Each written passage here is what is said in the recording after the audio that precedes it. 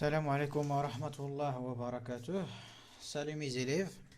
Donc j'ai l'honneur de vous présenter la suite. C'est le deuxième chapitre où on va traiter les éléments d'adaptation et transformation de l'énergie mécanique. C'est bon? Bon, donc nous avons vu ensemble que la fonction convertir permet de convertir une énergie d'entrée en une énergie de sortie généralement mécanique. Exemple, un moteur. Un moteur, c'est un actionneur qui permet de convertir l'énergie électrique en énergie mécanique. Et après, cette énergie mécanique, on doit la transmettre pour réaliser l'action souhaitée sur la matière d'œuvre. Alors, pour mieux comprendre, nous prendrons un exemple de système, c'est le convoyeur ou bien tapis roulant. Donc, un convoyeur, c'est un mécanisme qui permet le transport d'une charge, des pièces par exemple, de façon continue sur un trajet prédéterminé.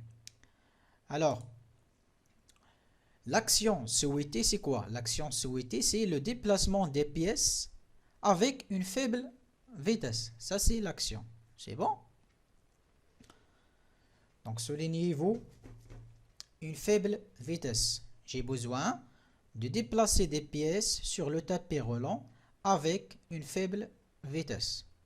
C'est bon? Alors, question, où est-ce qu'elle est la partie convertir ici?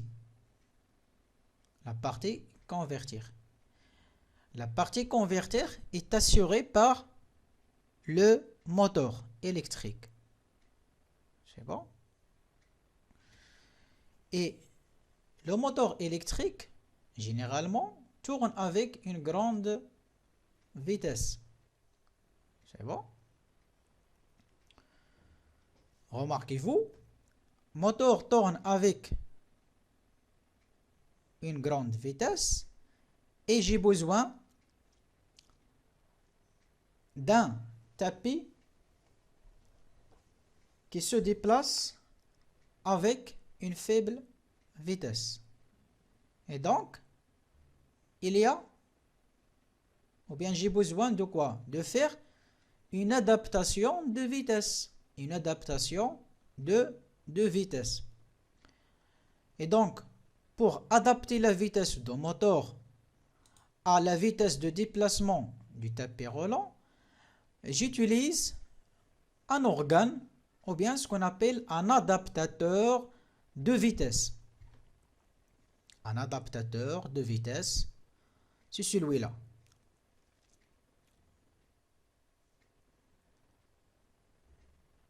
C'est bon? Alors,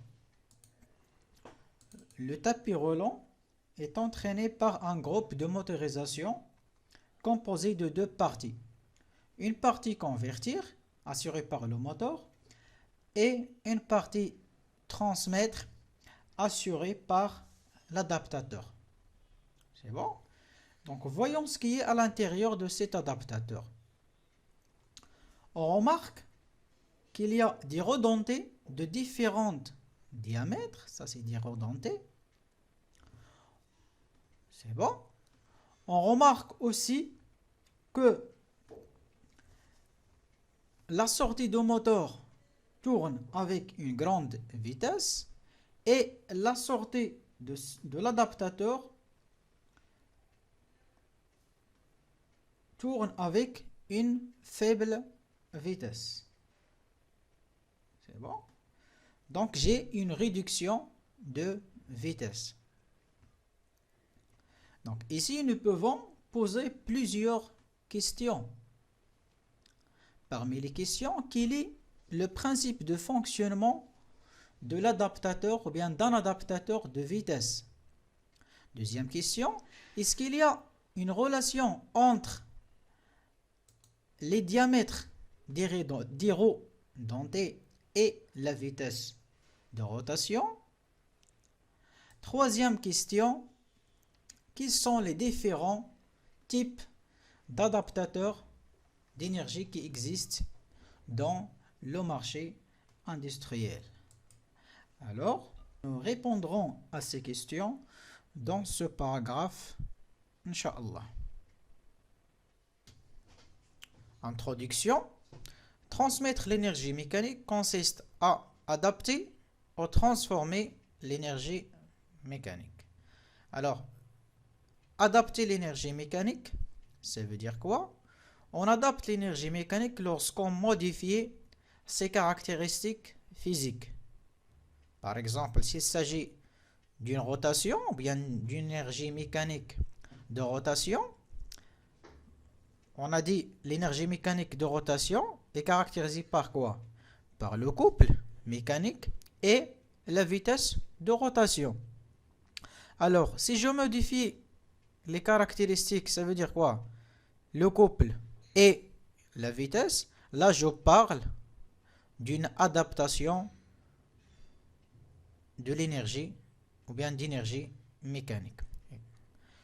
Donc, nous avons vu dans l'exemple précédent du tapis roulant la différence entre l'entrée et la sortie de l'adaptateur. C'est bon. Nous avons quoi? Nous avons une réduction de vitesse. Alors, il s'agit d'un réducteur de vitesse. Là, un adaptateur, c'est un réducteur de vitesse. Et transformer l'énergie mécanique, ça veut dire quoi? On transforme l'énergie mécanique lorsqu'on modifie la nature de mouvement. Lorsqu'on modifie la nature de mouvement. C'est-à-dire,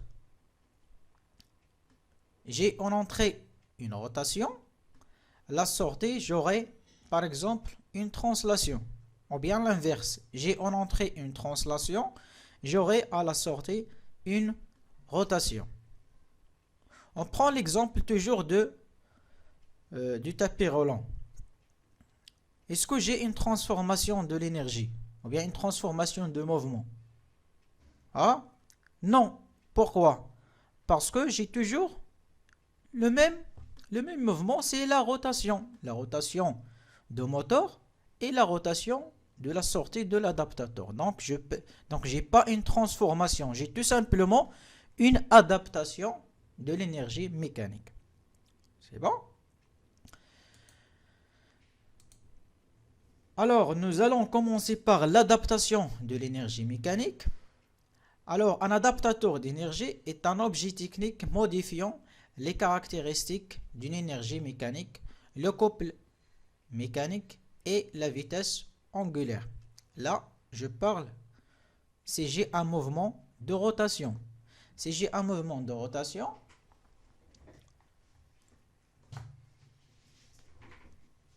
on a dit un mouvement de rotation est caractérisé par quoi? Par le couple et la vitesse.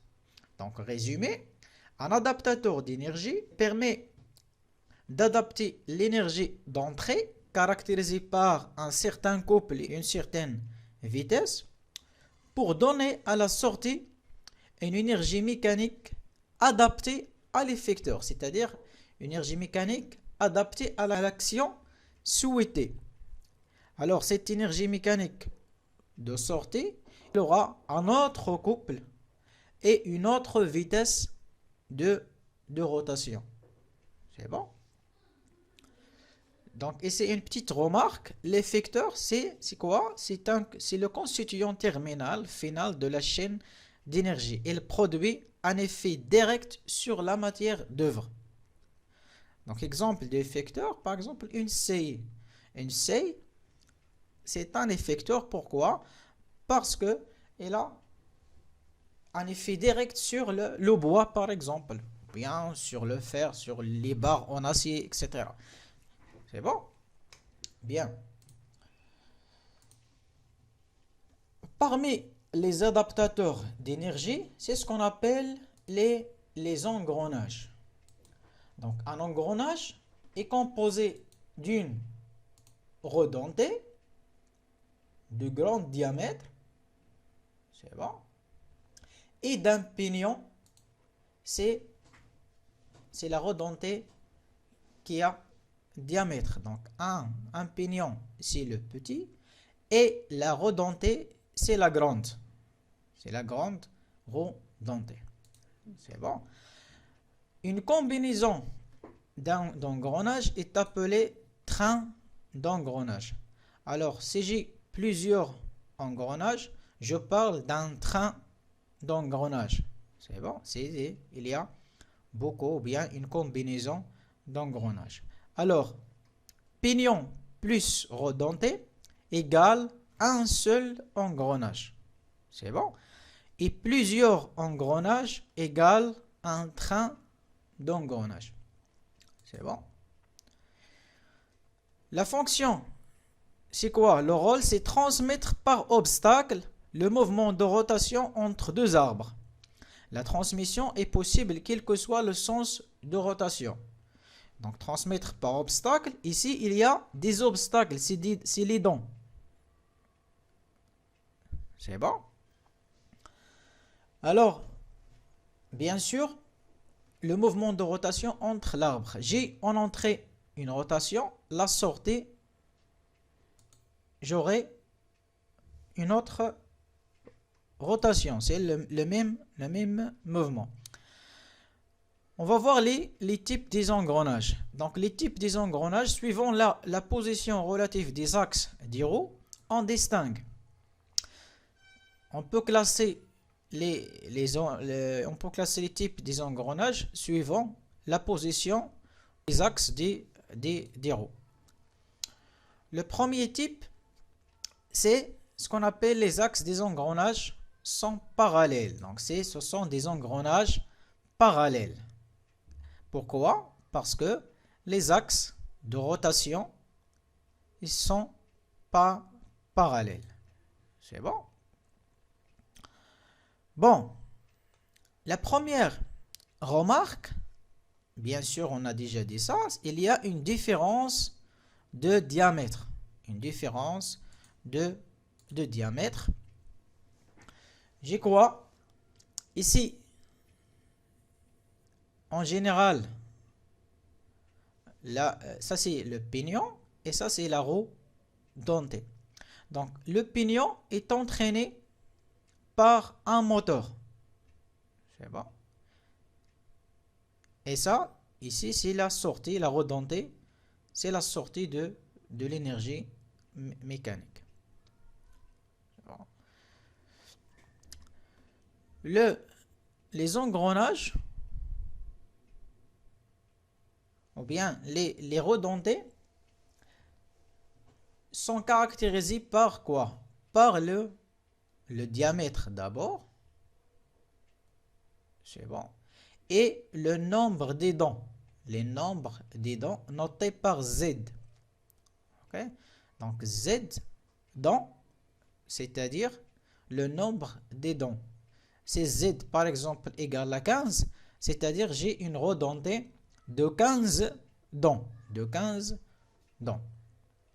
Ça, c'est le symbole en dessin technique. C'est bon. Ça, c'est la roue dentée et ça, c'est le pignon. C'est bon. Alors, parmi les paramètres d'un adaptateur d'énergie, c'est le rapport de transmission. Donc, le rapport de transmission exprime le rapport entre la vitesse de rotation de l'arbre de sortie et celle de l'arbre d'entrée. Alors, pour identifier ou bien pour calculer le rapport de transmission, il faut d'abord chercher l'entrée et la sortie de l'énergie mécanique. Par exemple, pour son moteur éjecteur. Donc ça, c'est le moteur. C'est bon. Et ça, c'est un adaptateur. Pour le moment, c'est un adaptateur d'énergie. C'est bon. Alors, ici, là, c'est l'entrée de l'énergie mécanique. Ça veut dire l'arbre d'entrée. Et ici, c'est l'arbre de sortie de l'énergie mécanique. Et donc, entrée et la sortie. L'entrée ici et la sortie par là. C'est bon. Alors, le rapport de transmission R égale à quoi? Égale à moins 1 à la puissance n fois oméga sortie sur oméga entrée égale aussi moins 1 à la puissance n fois n sortie sur n entrée égale à moins 1 à la puissance n fois z entrée sur z sortie égale à moins 1 à la puissance n fois d entrée, le diamètre entrée sur diamètre de sortie. Avec quoi? Avec oméga, c'est la vitesse angulaire d'une roue. Alors ça c'est oméga de sortie, c'est-à-dire la vitesse angulaire de sortie. C'est bon, c'est la vitesse de rotation de la sortie d'un adaptateur. C'est bon. Et n, c'est la vitesse de rotation en tours par minute. Donc oméga, c'est la vitesse angulaire en radians par seconde. Et n, c'est la vitesse de rotation en tours par minute. Alors, bien sûr, il y a une relation entre tours par minute. Pour convertir les tours par minute en radians par seconde, c'est 2p sur 60. Alors, on peut exprimer les vitesses soit en tours par minute ou bien en radians par seconde. C'est la même chose. Alors, on a dit, donc n c'est la vitesse de rotation en tours par minute. D c'est le diamètre d'une roue. Donc ça c'est le diamètre. On va parler du diamètre juste après. C'est bon, en millimètres. Si je dis diamètre d'entrée, D entrée, ça veut dire c'est ce diamètre là, le diamètre de pignon. Et si je dis diamètre de sortie, ça veut dire le diamètre de la roue dentée.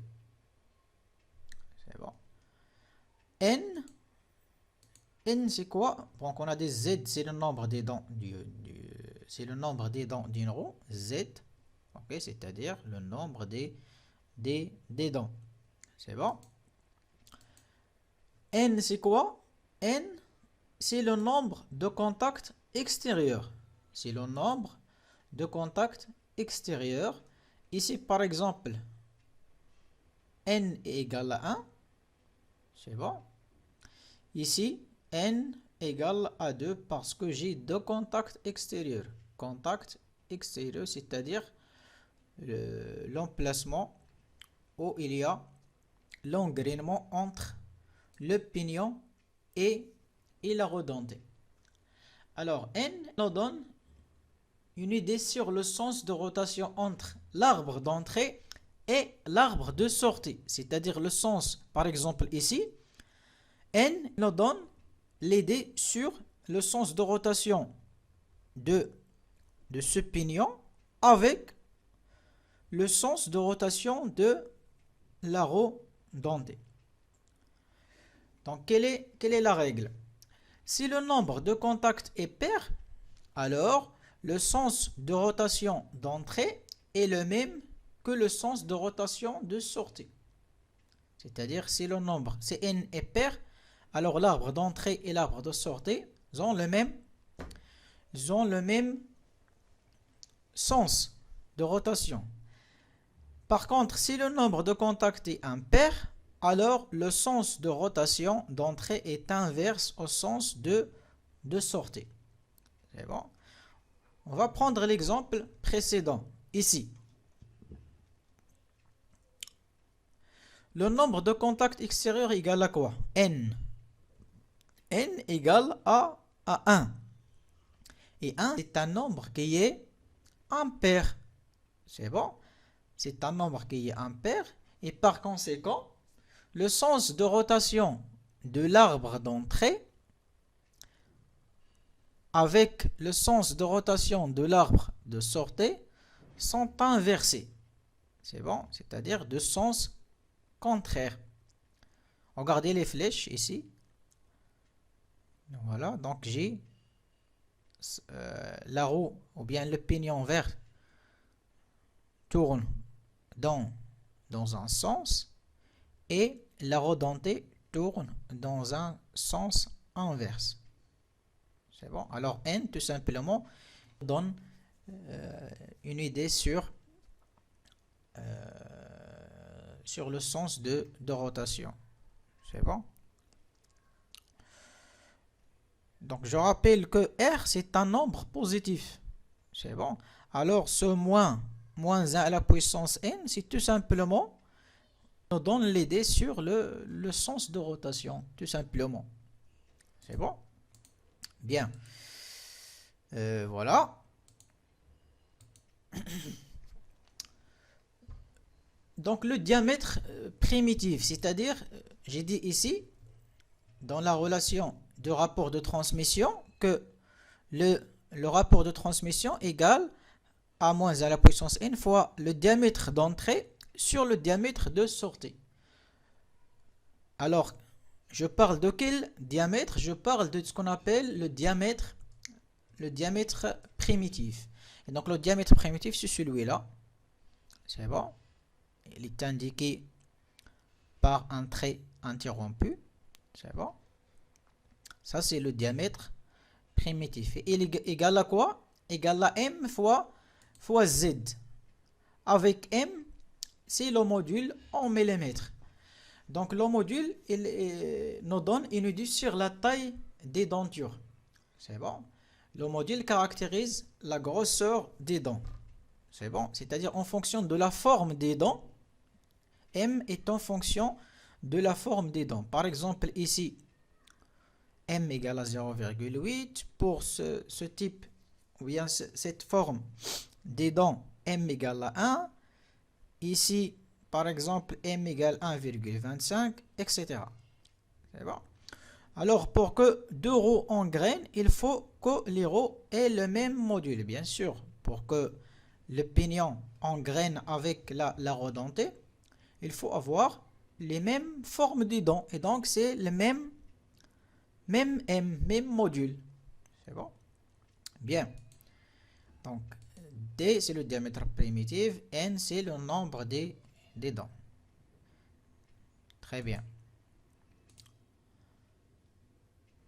Maintenant, on va voir un autre type des engrenages. C'est ce qu'on appelle les engrenages concurrents. Ça, c'est un exemple des engrenages concurrents. Ça veut dire quoi? Les axes se coupent en un point. Les axes se coupent en un point. Donc, il y a l'intersection entre les deux axes. Donc, on a un point. C'est bon? Ça, c'est le symbole en dessin technique. C'est bon? Ça, c'est le grand. Ça s'appelle des roues coniques. Ça, c'est une roue conique. C'est bon? Alors, ça, Z entrée, c'est-à-dire ici, il y a l'entrée de l'énergie mécanique et là, c'est la sortie. Le rapport de transmission, R égale à quoi? Égale oméga sortie sur oméga entrée, la vitesse angulaire de sortie sur la vitesse angulaire d'entrée, égale à la fréquence de rotation en tours par minute sur la fréquence de rotation d'entrée en tours par minute, égale Z entrée, c'est-à-dire nombre des dents de la roue conique d'entrée, sur Z sortie, c'est-à-dire le nombre des dents de la roue dentée de sortie. Appelez-vous, regardez ici. Donc j'ai oméga sortie sur oméga entrée égale Z entrée sur Z sortie. Ah, donc il y a une différence au niveau d'entrée et sortie. Ici, la sortie sur l'entrée pour les oméga, pour les vitesses, mais pour les nombres des dents, c'est l'entrée sur la sortie. Donc n'oubliez pas ça. Bien. Donc ça, c'est un exemple pratique. Alors, troisième type, c'est les engrenages gauche. Les engrenages gauche, ça veut dire les axes ne sont pas, les axes de rotation ne sont pas dans le même plan. C'est bon? Ça, c'est un exemple. Un exemple de roue et vis sans fin. Donc, roue et vis sans fin. C'est bon? Ça, c'est le symbole en dessin technique. Ça c'est le symbole d'une roue. Et ça, c'est le symbole d'une vis. C'est bon. En général, ce type de mécanisme, ou bien d'engrenage, il a une entrée juste sur côté vis. C'est bon. Donc, on ne peut pas mettre, par exemple, le moteur sur la roue dentée. Toujours, c'est la vis qui fait tourner la roue dentée. La vis qui fait tourner la roue dentée. C'est bon. On va voir ça dans les exercices. Ça, ce sont ce qu'on appelle des mécanismes irréversibles. On va voir ça après. Bon, pour le rapport de transmission, R égale toujours, quel que soit le type d'engrenage, c'est la vitesse de sortie sur la vitesse d'entrée, égale à la vitesse de la roue, parce que la vitesse de la roue, c'est la sortie. Donc, c'est N roues sur N vis. C'est bon? Égale à Z vis sur Z roues. Avec Z vis, c'est quoi? Z vis, c'est le nombre de filets. Donc, une vis est caractérisée par le nombre des filets. Et Z roue, c'est bien sûr, c'est le nombre des dents de la roue dentée. Donc, on a dit la vis est caractérisée par un nombre des filets. Ça, j'ai trois exemples ici. Ça, c'est une vis à un filet. C'est bon, donc un filet ici. Deuxième exemple, c'est une vis à deux filets. Un filet en bleu et un autre filet en orange. Donc, c'est le filetage. C'est bon. Troisième exemple, ça, c'est un vis à trois filets. Le premier filet en noir, le deuxième en bleu et le troisième en orange. C'est bon? Bien. Alors, parmi les applications des roues et vis sans fin, on l'utilise par exemple pour régler les notes d'un guitare par exemple. C'est bon? Donc, c'est un système roue et vis sans fin. Alors, nous avons vu trois types d'engrenages les plus utilisés. Les engrenages à axe parallèle, les engrenages gauche et les engrenages concurrents. C'est bon? Il y a bien sûr des remarques à suivre.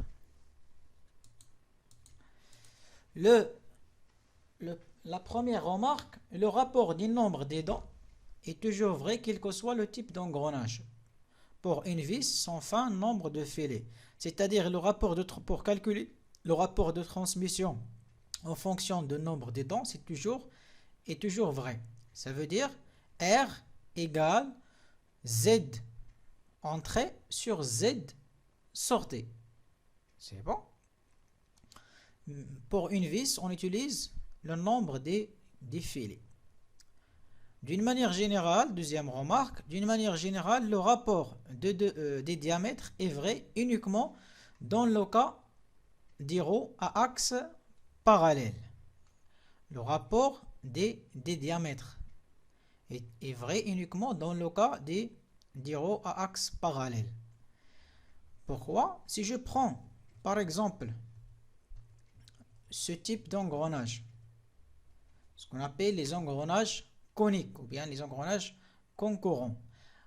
Les engrenages coniques, regardez dans l'image, ce sont des engrenages qui sont inclinés un peu, et donc on ne peut pas utiliser le diamètre de ce type d'engrenage. Pourquoi? Parce que on ajoute pour calculer le diamètre, on ajoute un certain angle des sinus et des cosinus. Mais pour nous, pour le moment, pour calculer le rapport de transmission pour ce type d'engrenage, les engrenages coniques, on utilise soit les vitesses, le rapport des vitesses, ou bien le rapport des nombres des dents. C'est bon? Bien. Troisième remarque, pour la vitesse de rotation, il s'agit souvent des rapports R égale N sortie sur N entrée. Toujours, c'est la sortie sur l'entrée égale à la vitesse, la fréquence de rotation de récepteur sur la fréquence de rotation de moteur. Si R est inférieur à 1, donc je parle d'une réduction de vitesse. Ça c'est très important. Et si R est supérieur à 1, je parle d'une multiplication de vitesse. C'est bon? Donc réducteur de vitesse ou bien multiplicateur de vitesse. Ça dépend de R, de rapport de transmission. Alors, si j'ai un train d'engrenage, c'est-à-dire une combinaison d'engrenages, comment on va calculer le rapport de transmission?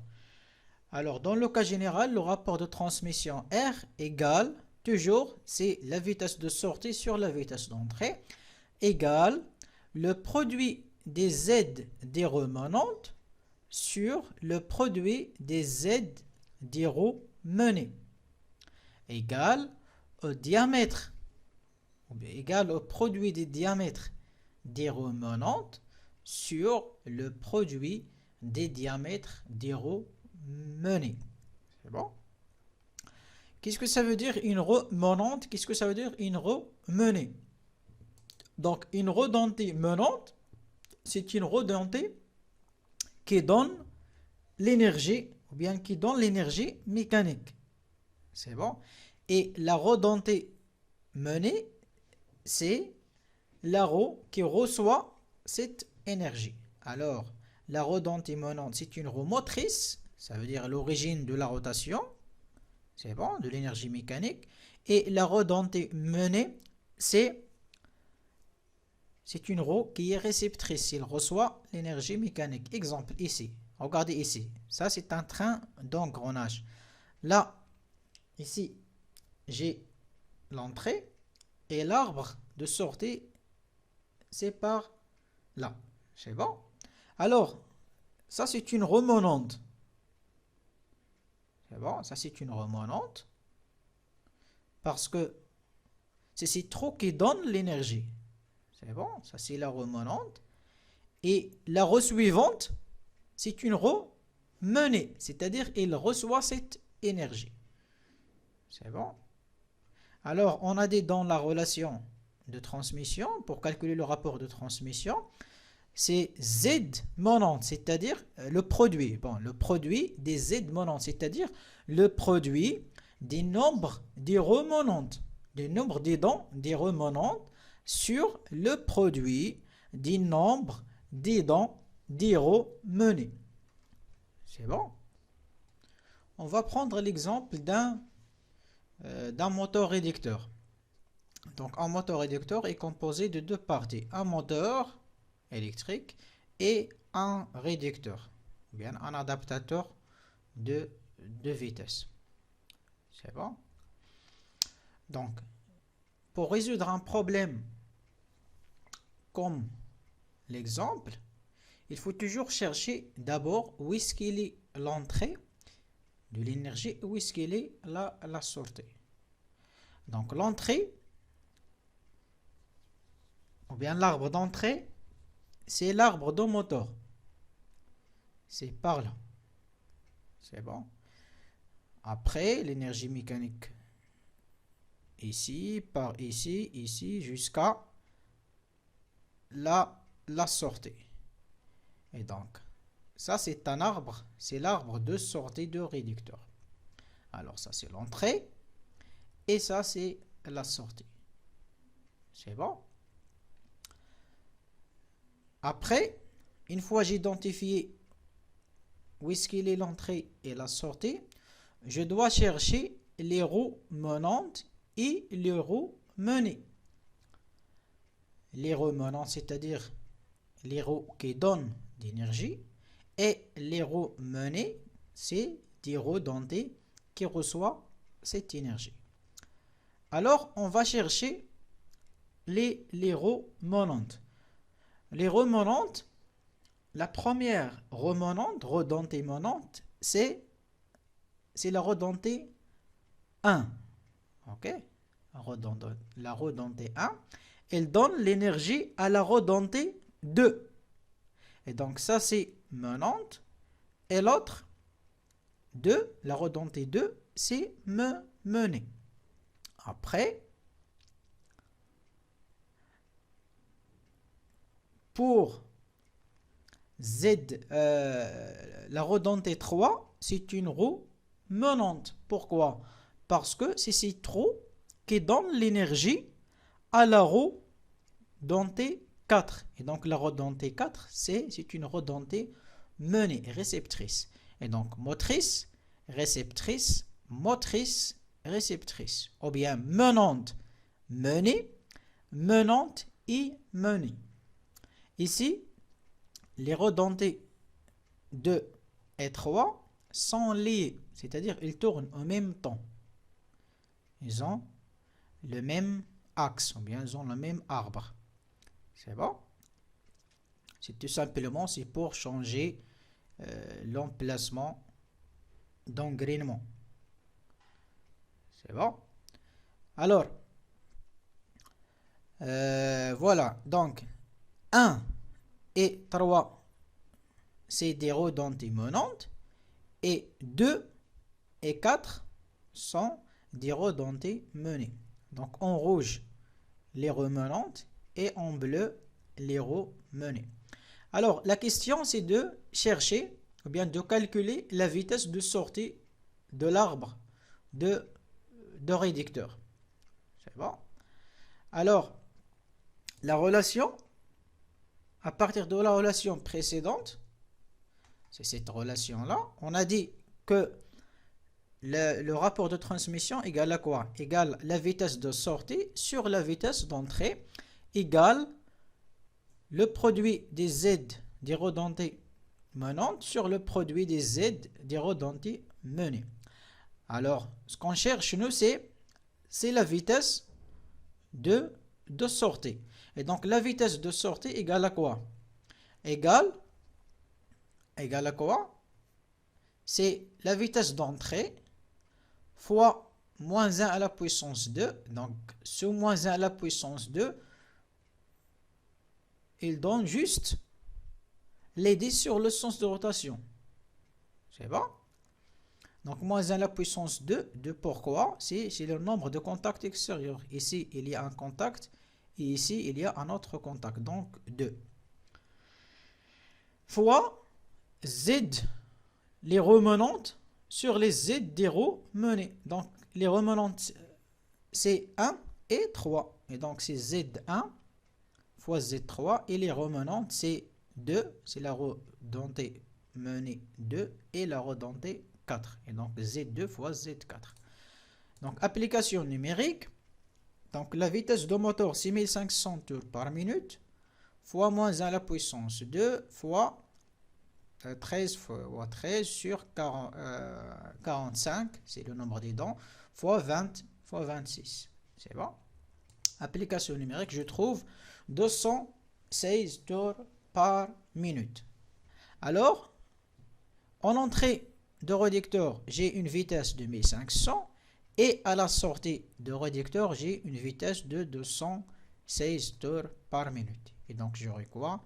J'ai fait quoi? J'ai fait une réduction de vitesse. C'est une réduction de vitesse. Et donc, d'où le nom de réducteur de vitesse. Moteur réducteur de vitesse. C'est bon? Bien. Pour la puissance et le rendement, donc on a déjà parlé de ça. Donc un rendement toujours est égal à une sortie sur l'entrée, la puissance de sortie sur la puissance d'entrée. Mais si je veux calculer par exemple le rendement global, composé du moteur et le réducteur. Donc il faut diviser les rendements. On calcule d'abord le rendement du moteur. C'est quoi? C'est PE, c'est la puissance mécanique, sur la puissance électrique. C'est rendement MUM. Après, on calcule le rendement de réducteur. C'est la puissance de sortie sur la puissance d'entrée. C'est bon, il nous donne le rendement. Et le rendement global, c'est le rendement de moteur fois la multiplication fois le rendement de réducteur. C'est bon? D'une manière simple. Maintenant, on va essayer de parler d'un autre type d'adaptation de mouvement, d'adaptation de l'énergie mécanique. C'est un système ou bien un mécanisme de polycourroie ou bien pignon-chaîne. Donc ça, c'est les polycourroies. Donc ça, c'est une poulie. Et ça, c'est la courroie. C'est bon? Deux poulies de différents diamètres et la croix. La même chose, ça c'est une chaîne et pignon, un pignon. Alors la fonction, c'est transmettre le mouvement entre deux arbres relativement éloignés l'un de l'autre. Et généralement dans les systèmes polycourroies ou bien les systèmes pignon-chaîne, les arbres ou bien les axes de rotation sont éloignés. C'est bon. La transmission est possible quel que soit le sens de rotation, c'est-à-dire je peux tourner dans ce sens-là ou bien dans le sens inverse. C'est bon. Les courroies et chaînes sont utilisées lorsque la distance des axes et l'encombrement ne permettent pas l'emploi des engrenages. Pourquoi? Parce que les engrenages et les polycourroies, ils ont le même rôle. C'est l'adaptation de l'énergie. Mais il faut choisir la meilleure solution. Ça dépend de situation, ça dépend de l'encombrement, ça dépend du coût. Donc, il y a plusieurs paramètres à considérer. Bon, pour le système polycourroie, les paramètres, c'est le rendement, bien sûr, c'est la puissance de sortie sur la puissance d'entrée, puissance étude sur la puissance absorbée. Ça, c'est la puissance étude sur la puissance à absorber.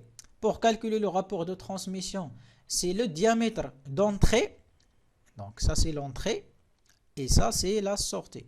Donc, diamètre d'entrée, diamètre moteur, diamètre de poulie de moteur, diamètre poulie motrice DM sur diamètre poulie réceptrice DR égale toujours la vitesse de sortie sur la vitesse d'entrée.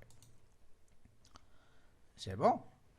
Donc un système polycourroie peut être représenté par le schéma ci-contre. Donc ça, le système polycourroie. L'entrée, c'est une puissance mécanique absorbée. La sortie, c'est une puissance étuile mécanique. L'entrée G, une vitesse angulaire et un couple mécanique, et à la sortie, j'ai une autre vitesse angulaire et un autre couple mécanique. R, c'est le rapport de réduction ou bien de transmission. R, c'est un rapport de réduction. Pourquoi? Parce que je réduis la vitesse. Attention ici, donc j'ai oublié de mentionner ça. Si je réduis la vitesse à la sortie, j'augmente en même temps le couple. C'est bon? Donc, pour garder l'égalité des puissances, ça c'est la même chose pour les engrenages. Pour garder l'égalité des puissances, c'est on diminue la vitesse, le couple augmente. C'est bon? Donc, il faut faire attention ici. Alors, voilà, on a dit, donc l'entrée, c'est une énergie mécanique de rotation caractérisée par une vitesse angulaire oméga E et A en couple CE. La sortie, bien sûr, c'est une énergie mécanique de rotation caractérisée par une vitesse angulaire oméga et C en couple. Et en couple C utile ou bien CS, couple de sortie. Les paramètres, le rapport de réduction, c'est le rapport entre les diamètres, c'est-à-dire le diamètre d'entrée sur le diamètre de sortie dipolé. Bien sûr, les diamètres dipolés, c'est bon. Le rendement, c'est le rapport entre la puissance de sortie et la puissance d'entrée. Elle illustre les pertes. Si le rendement égal à 100%, c'est-à-dire pas de perte, c'est l'idéal. Si le rendement est inférieur à 100%, c'est-à-dire inférieur à 1, donc il y a des pertes et c'est le cas réel. Dans la transmission par chaîne, on utilise les nombres des dents des pignons. C'est bon. Bien sûr, pour changer la vitesse, il faut avoir des pignons de différents diamètres ou bien de différents nombres des dents. C'est bon. Alors le rendement toujours, c'est la puissance de sortie sur la puissance d'entrée. Le rapport de transmission égale à quoi? Égale Z1 avec Z1, c'est le nombre des dents de côté moteur. C'est bon. Et Z2, c'est l'arbre de sortie côté récepteur, c'est-à-dire la sortie. Égale la vitesse de sortie sur la vitesse d'entrée. Bien. Donc, ça, ce sont les types d'engrenages les plus utilisés et les plus courants. Donc maintenant, on va essayer de faire quelques applications pratiques. Donc, application numéro 1, vous avez un moteur réducteur, se compose bien sûr d'un moteur et d'un réducteur dont les caractéristiques sont. Donc, les caractéristiques du réducteur, le rapport de réduction, c'est 0,10267, etc. Le rendement global du réducteur NG égale 0,96, ça c'est le rendement. Les caractéristiques du moteur, une puissance nominale de moteur, c'est 35 kW. Et la vitesse de rotation de moteur, c'est 750 tours par minute. Les questions. La première question, c'est calculer le couple nominal qui peut fournir le moteur. Deuxième question, calculer la puissance utile disponible en sortie de réducteur. Troisième question, calculer la vitesse de rotation N sortie de l'arbre de sortie du réducteur. Et déduire des questions 2 et 3. Alors, application numéro 2. Un réducteur représenté schématiquement ci-contre se compose de 3 engrenages aéro-hélicoïdales. Donc 1 engrenage, 2 et 3. Ce sont des engrenages à axe parallèle. On donne Z1 32 dents, c'est-à-dire le nombre de dents. Le nombre des dents de la roue dentée 1. Z2, c'est 64 dents. C'est le nombre des dents de la roue dentée 2. Z3, c'est 25. Z4, 80 dents. Z5, c'est 18, etc. Z6, 50 dents. Et M, le module, c'est 2 mm. Travail demandé. C'est N1, c'est-à-dire l'entrée, la vitesse d'entrée est égale à 1500 tours par minute. Déterminer la vitesse de sortie N6 et le sens de rotation. Donc on vous demande de calculer la vitesse de sortie N6 et le sens de rotation. Est-ce que j'ai le même sens, l'entrée avec la sortie, ou bien deux sens opposés? C'est bon? Application numéro 3. Étude d'un réducteur à roue et vis sans fin. Caractéristiques de la transmission. Donc, Z vis c'est 4 filets, le nombre de filets. Z roue c'est 28. Le N moteur, c'est-à-dire la vitesse de rotation du moteur, c'est 1400 tours par minute. Question 1. Quel est le rapport R? Quelle est la fréquence en sortie N sortie, sachant que le N moteur, la vitesse de sortie du moteur, c'est 1400 tours par minute. Dans la majorité des cas, un système à roue et vis sans fin est réversible ou bien irréversible. Donc, un système réversible, c'est-à-dire je peux monter ou bien je peux installer le moteur dans les deux côtés, soit en entrée, soit en sortie. Par exemple, pour les engrenages. On prend l'exemple de l'application 2. Pour les engrenages, je peux monter le moteur ici comme entrée ou bien par là. Je peux changer l'entrée avec la sortie. Alors ça, ce sont des systèmes réversibles. C'est bon. Par contre, pour ce type de réducteur, il faut monter le moteur ou bien l'entrée et l'origine de l'énergie mécanique, c'est par la vis, c'est-à-dire la vis qui donne l'énergie mécanique à la roue. Donc, ça c'est l'entrée et ça, la roue dentée, c'est la sortie. Donc, roue et vis sans fin, c'est un système qui est irréversible et réversible. Application numéro 4, train d'engrenage simple, soit un train d'engrenage suivant. Donc, vous avez un train d'engrenage composé de plusieurs engrenages. Question 1, identifier les roues menantes et les roues menées. Sachant que ici, c'est l'entrée et ça, c'est la sortie. Donc, identifier les roues menantes et les roues menées. Donc, ils sont numérotés. Ça, c'est 1, 2, 3, 3 prime, 4, 4 prime, 5, 5 prime, 6 et 7. Donc, ils sont numérotés. Indiquer le sens de rotation de chaque roue. C'est-à-dire, est-ce que l'entrée avec la sortie, est-ce qu'ils ont le même sens ou bien le sens est inversé. Donner l'expression de rapport de transmission. On donne Z1 65, Z3' 48, c'est le nombre des dents. Donc ça, c'est le nombre des dents de chaque roue dentée.